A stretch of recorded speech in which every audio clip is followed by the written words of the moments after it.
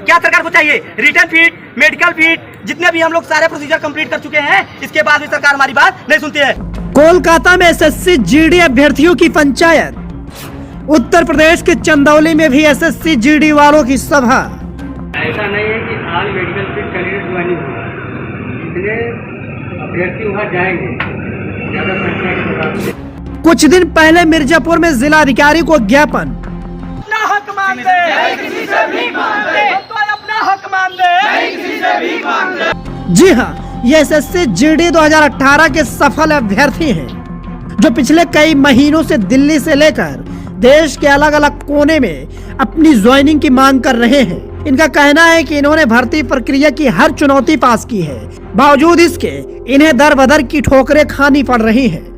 अमित शाह जी से मैं यही रिक्वेस्ट करूंगा, क्योंकि हम लोग all medical feet 55,000 medical feet है, तो हम लोग को ज्वाइनिंग क्यों नहीं दिया जा रहा है?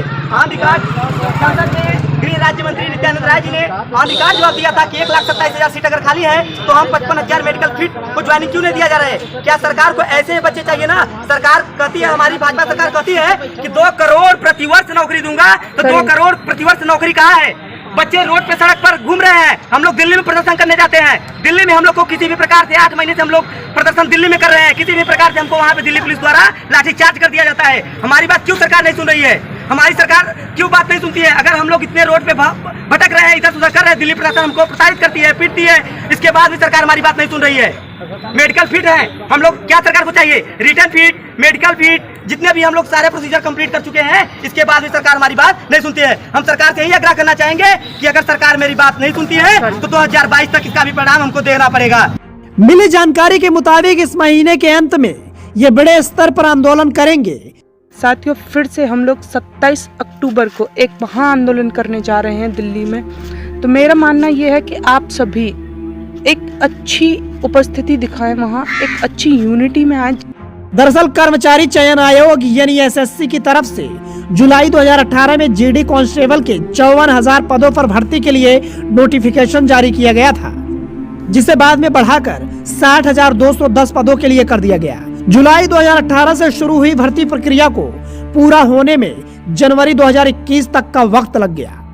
कुछ खबरों के मुताबिक आयोग की तरफ से इन पदों पर भर्तियों के लिए कुल 85,000 अभ्यर्थियों को सफल घोषित किया गया था, लेकिन फाइनल लिस्ट में सिर्फ 54,000 पदों को ही भरा गया, यानी बाद में बढ़ाई गई सीटों पर भी भर्तियां नहीं हुई।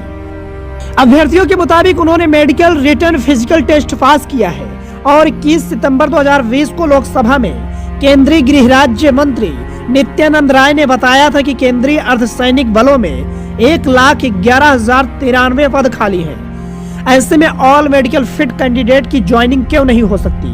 भर्ती में लेट लतीफी और भर्तियों के बीच में बड़े गैप की वजह से बड़ी तादाद में अभ्यर्थी ओवर एज हो गए हैं। ऐसे में वो कहां जाएं, क्या करें? सरकार उनकी ओर ध्यान दे। साथियों, जैसा कि आप सभी को पता है कि पिछले 9 महीने से एसएससी जीडी 2018 के कैंडिडेट दिल्ली की सड़कों पर घूम रहे हैं अपनी मांग को लेकर कि उन्हें ज्वाइनिंग दी जाए। ज्वाइनिंग साथियों, जैसा कि सरकार ने एसएससी द्वारा 60,210 पदों पर वैकेंसी निकाली हुई थी, लेकिन जिसमें से अंतिम चयन सूची में केवल और केवल 54,000 को ही भर्ती किया गया है। तो जैसा कि आप सभी को पता है कि उसमें करीब 75 से 80% युवा ऐसे हैं जो कि ओवरेज हो चुके हैं इनकी इतनी लंबी प्रक्रिया के कारण। तो बस यही युवा मांग कर रहे हैं वो सभी कि जितने भी हम लोग इनकी गलतियों की वजह से आज रोड पर हैं, बेरोजगार हैं, वो चाहते हैं कि सरकार उन सभी युवाओं को ज्वाइनिंग दे, क्योंकि इतना लंबा प्रोसेस एक भर्ती में अगर लगाया जाएगा तो आप खुद ही समझ सकते हैं कि 3 से 4 साल बच्चा तैयारी करेगा, उसमें इतना लंबा प्रोसेस करने के बाद क्या वो युवा किसी और भर्ती के लायक रह सकता है? इनकी गलतियों की सज़ा हम क्यों भुगतें? ये तो इनको भुगतना चाहिए ना, हम क्यों भुगतेंगे इनकी गलतियों की सज़ा? क्योंकि सरकार के पास वैकेंसियां हैं फिर भी नहीं दे रही है। जब सरकार बोलती है कि कोरोना काल में हमारे पास बजट नहीं है, फिर सरकार नई भर्ती कराने की कैसे सोच रही है? जब उनके पास बजट नहीं है तो यहाँ तक कि युवा ने तो ये भी बोल दिया साथियों कि अगर आपके पास बजट नहीं है तो हम 1 साल के लिए आपको फ्री में अपनी साइड से सेवा देने के लिए, देश सेवा देने के लिए तैयार हैं। लेकिन फिर भी सरकार नहीं सुन रही है साथियों। क्यों? ये हमारा भारत देश एक लोकतांत्रिक देश है, जैसा कि आप सभी को पता है। यहाँ हर एक बंदे को अपनी आवाज़ उठाने का हक है, लेकिन साथियों यहाँ हमारी आवाज़ को भी दबाया जा रहा है। लेकिन हम लोग उनमें से नहीं है। भगत सिंह जैसे इस देश में से निकले हुए, भगत सिंह, राजगुरु, सुखदेव जैसे लोग अगर इस यहाँ से निकले हुए हैं तो साथियों हम भी तो उन्हीं की संतान हैं, तो हम कैसे पीछे हट सकते हैं। इसलिए साथियों फिर से हम लोग 27 अक्टूबर को एक महाआंदोलन करने जा रहे हैं दिल्ली में। तो मेरा मानना ये है कि आप सभी एक अच्छी उपस्थिति दिखाएं, वहाँ एक अच्छी यूनिटी में आए, जिससे कि सरकार को भी पता चले अभी लोकतांत्रिक देश है और यहाँ का इंसान, यहाँ का युवा, भारत देश का युवा अभी जिंदा है।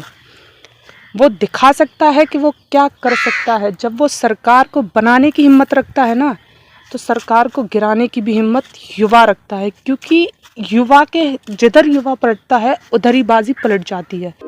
दोस्तों, आप इस पूरे मसले पर क्या सोचते हैं कमेंट करके जरूर बताएं। जय भारत।